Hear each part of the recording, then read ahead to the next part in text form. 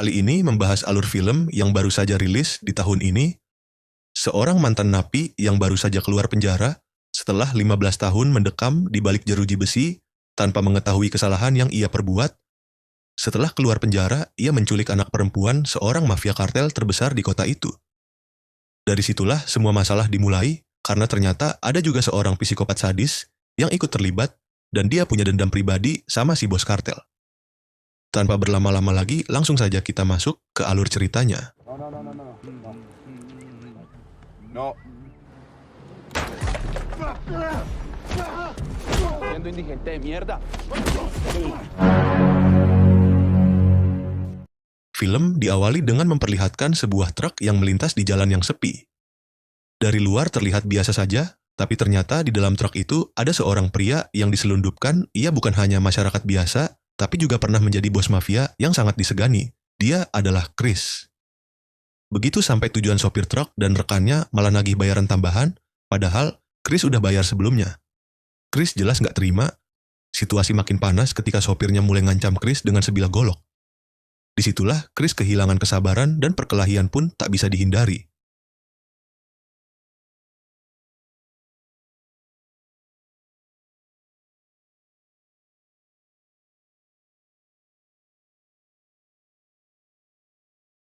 Dengan kemampuan bela diri yang ia miliki, Chris berhasil melumpuhkan dua orang itu dengan begitu mudah.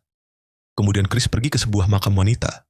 Dari tatapan matanya sangat terlihat jelas kalau wanita ini dulu adalah orang yang sangat ia kenali.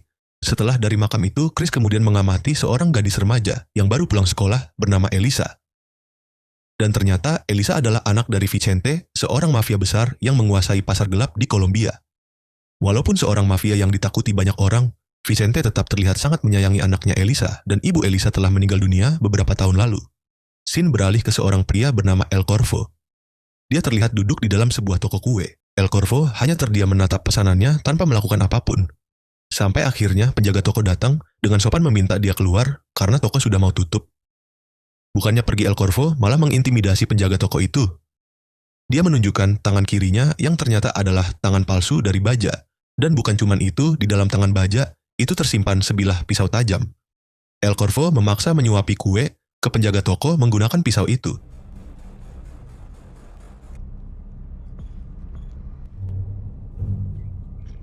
Tiba-tiba ada seorang poluan datang. Dia langsung mengusir El Corvo sambil menodongkan pistol. Setelah itu, poluan baik hati ini bahkan menawarkan tumpangan buat si penjaga toko supaya bisa pulang dengan aman. Tapi ternyata El Corvo udah sembunyi di kursi belakang mobil mereka. Begitu masuk ke dalam mobil, El Corvo langsung muncul dan menghabisi keduanya. Di pagi hari, Elisa berangkat sekolah dengan pengawalan 2 orang bodyguard. Saat mobil mereka berhenti di lampu merah, muncul seorang gelandangan yang tiba-tiba maksa buat membersihkan kaca mobil. Walaupun sudah diusir, si gelandangan malah makin berulah sampai-sampai merusak spion mobil. Melihat situasi mulai berbahaya, salah satu bodyguard coba keluar dari mobil buat mengusir si gelandangan. Tapi ternyata bodyguard itu dengan mudah dilumpuhkan.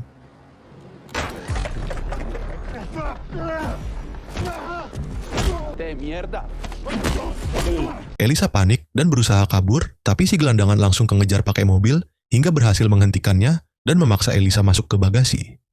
Dan ternyata gelandangan itu bukan orang sembarangan, dia adalah Chris.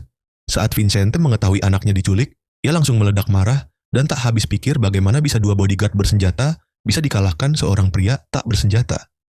Pada akhirnya 2 bodyguard itu disiksa habis-habisan sebagai hukuman. Vicente pun langsung ngeluarin perintah ke semua koneksi kriminalnya untuk mencari Elisa, bahkan menjanjikan imbalan yang sangat besar buat siapapun yang berhasil menemukan anaknya. Di tempat lain, Chris menghentikan mobil dan membuka bagasi hanya untuk memberi Elisa air minum. Tapi karena ketakutan, Elisa malah kabur.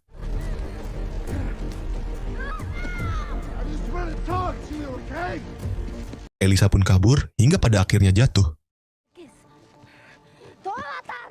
Chris yang juga terlihat kelelahan tetap berhasil menyusul dan mencoba menjelaskan kalau dia sebenarnya tidak berniat jahat, melainkan ada rahasia besar yang harus ia sampaikan ke Elisa. Dan untuk meyakinkan Elisa, Chris menunjukkan sebuah foto lama dirinya bersama ibunya Elisa dan juga Vicente. Tapi hal itu tidak dapat membuat Elisa percaya begitu saja.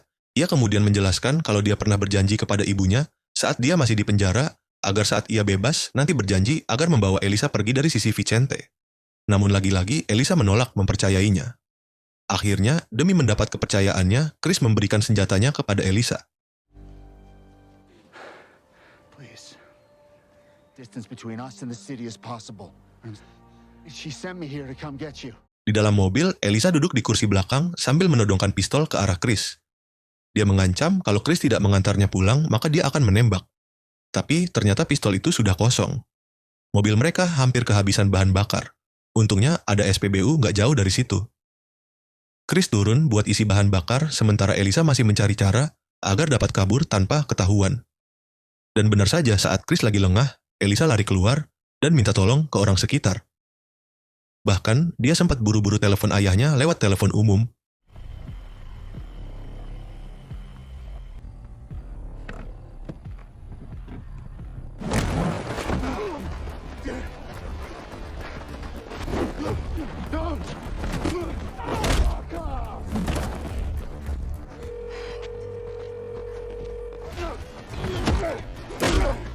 Pada akhirnya, usaha Elisa untuk kabur kembali gagal.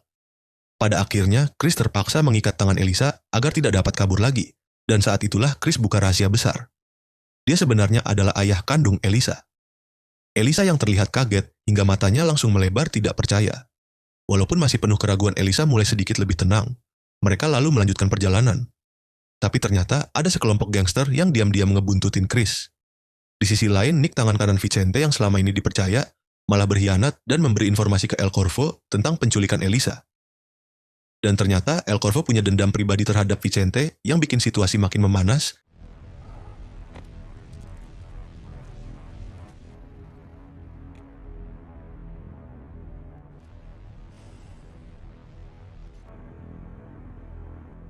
Call got grabbed.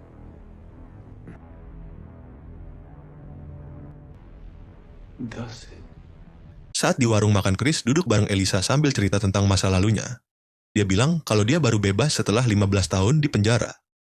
Chris juga memberitahu Elisa perihal kalung berlian yang dikenakan Elisa, yang ternyata dulu pemberiannya buat ibunya.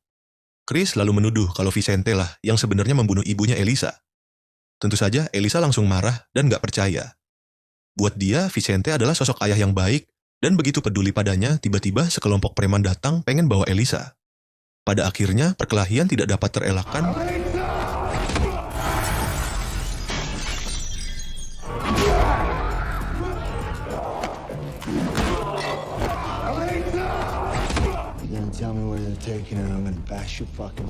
Dan Elisa berhasil dibawa kabur ke sebuah kasino milik Pedro. Preman-preman yang membawa Elisa langsung pergi setelah diberi imbalan, Pedro pun memberitahu Vicente buat nebus Elisa. Begitu Elisa diberi telepon untuk berbicara ke ayahnya, langsung bertanya, apa benar dia terlibat dalam kematian ibunya? Vicente langsung menyangkal pertanyaan Elisa. Dia bilang sudah banyak berkorban untuk Elisa. Dan tak habis pikir kenapa Elisa bisa menuduh sebagai penyebab kematian ibunya. Tidak lama berselang El Corvo tiba di kasino itu. Dengan brutal dia membantai semua orang di dalam.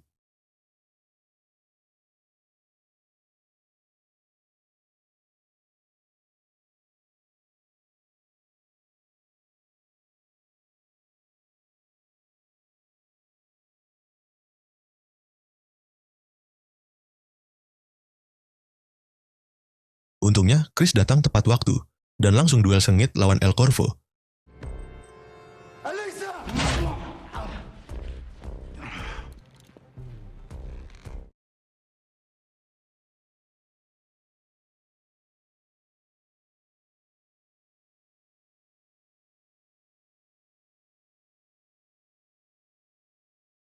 Saat El Corvo hampir berhasil menghabisi Chris, Pedro menembak membabi buta ke arah mereka berdua. Pada akhirnya senjata Pedro macet. Ia pun langsung tewas di tempat. Pertarungan makin intens. Chris hampir kalah, tapi di saat genting Elisa muncul dengan mobil, kemudian langsung menabrak El Corvo dan berhasil kabur bersama Chris.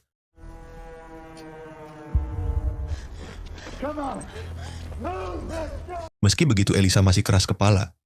Dia tetap nggak percaya kalau Vicente jahat. Akhirnya, Chris menceritakan masa lalunya secara detail. Dulu, Chris dan Vicente adalah sahabat dekat. Mereka hidup dari merampok bank dan pesta hingga berfoya-foya. Saat Elisa masih di kandungan, Vicente ngajak Chris untuk melakukan satu perampokan terakhir. Aksinya sukses dan mereka kabur dengan membawa banyak uang. Tapi setelah itu, Vicente mengkhianati Chris dan merebut wanita yang Chris cintai, yaitu ibu dari Elisa, lalu menjebloskan Chris ke penjara. Chris lalu bercerita kalau saat dia masih di penjara, Ibu Elisa pernah datang mengunjunginya dan bilang sudah tidak tahan hidup bersama Vicente dan ingin kabur membawa Elisa. Dia minta Chris agar berjanji kalau suatu hari ada apa-apa Chris harus lindungi Elisa. Tidak lama berselang kabar kematian Ibu Elisa sampai ke telinga Chris. Meski begitu Elisa masih belum percaya kalau Vicente tega membunuh ibunya. Di tempat lain, El Corvo ternyata masih hidup lalu mencuri mobil dan kembali mengejar Chris dan Elisa. Scene beralih ke Vicente datang ke markas Pedro. Dia kaget melihat mayat-mayat bergelimpangan. Dari rekaman CCTV, ia menyimpulkan jika El Corvo telah melakukan semua ini dan membawa Elisa di sisi lain, Chris kemudian mencuri mobil dan kembali membawa Elisa kabur. Ia berencana membawa Elisa ke rumah bibinya di Amerika. Akan tetapi, Elisa menolak meninggalkan kehidupan mewahnya. Tiba-tiba pemilik mobil datang. Chris keluar mengancamnya dengan pistol, sementara Elisa malah membawa mobil itu dan kabur. Kebetulan El Corvo datang dan mengejarnya. Saat Elisa berhenti untuk menelpon Vicente, El Corvo menyusul. Elisa langsung lari kabur.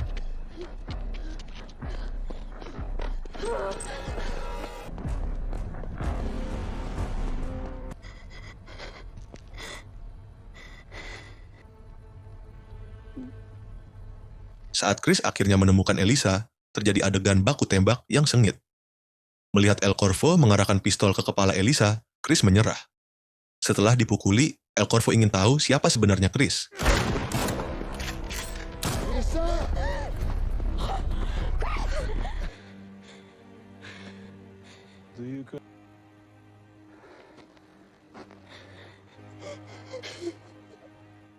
Ia lalu menyerahkan Chris pada Vicente sebagai hadiah yang digantung pada sebuah pohon. Namun, karena Vicente membutuhkan kekuatan Chris, ia tidak membunuhnya. Saat di mobil Vicente mendapat telepon dari El Corvo. Dari telepon itu, Vicente mengetahui bahwa Nick sebagai orang kepercayaannya telah mengkhianatinya.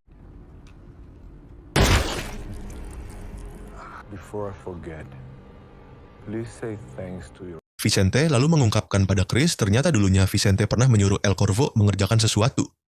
Tapi ia keterlaluan dan menikmati aksinya.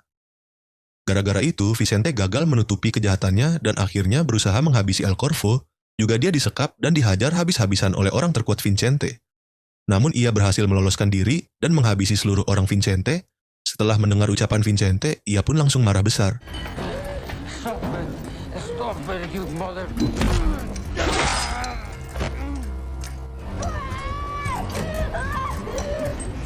Chris berusaha menyelamatkan Elisa, tapi dia sendiri terluka parah. El Corvo lalu menyandera Vicente dan memaksanya mengaku di depan Elisa. Elisa menangis sejadi-jadinya, sementara Chris yang sekarat meminta Elisa buat melemparkan kalung berliannya ke dalam mesin penghancur batu karena berlian itu tidak akan hancur meskipun dipukul sekuat apapun. Hingga pada akhirnya di sisa tenaga terakhir, Chris bangkit lagi untuk bertarung lawan El Corvo. Di saat paling genting, Vicente tiba-tiba mengambil gergaji dan langsung menggorok leher El Corvo. Chris sendiri sudah sekarat, tubuhnya lemah, wajahnya penuh luka. Tapi di sisa-sisa napasnya, dia akhirnya bisa ngomong jujur ke Elisa bahwa dia menyesal.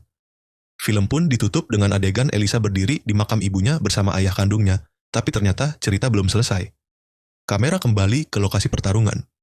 Tubuh El Corvo yang harusnya terkapar, hilang entah kemana, hanya ada bekas darah tempat ia tergeletak, dan di salah satu momen ia kembali hanya dengan sedikit luka di kepalanya.